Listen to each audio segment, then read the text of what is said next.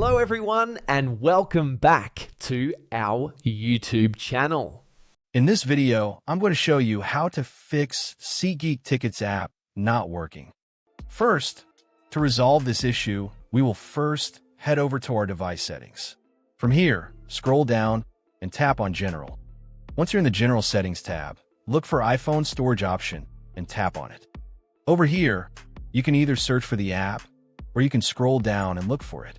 Then tap on the app. On the next screen, you need to tap on the Offload app option. A confirmation pop-up will come up. Now tap on the Offload app option here. It'll take a bit for processing, and then a reinstall button will show up. Simply tap on it to reinstall the app. This should resolve the issue, but if it doesn't, then you need to check if the app is running an older version. Head over to App Store. From here, double tap on this search icon in the bottom right corner, and then search for the app.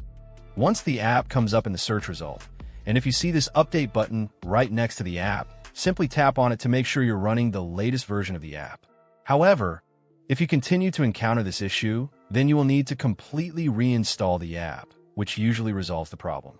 Head over to this screen the way we did before, and over here, tap on the Delete App option here to uninstall the app from your device.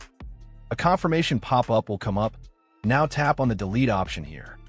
Once uninstalled, open up App Store and search for the app in the search bar. After the app comes up in the search result, simply click on this cloud icon to install it back onto your device. Hopefully, this resolves the issue. If it does, consider sending a super thanks to support our channel.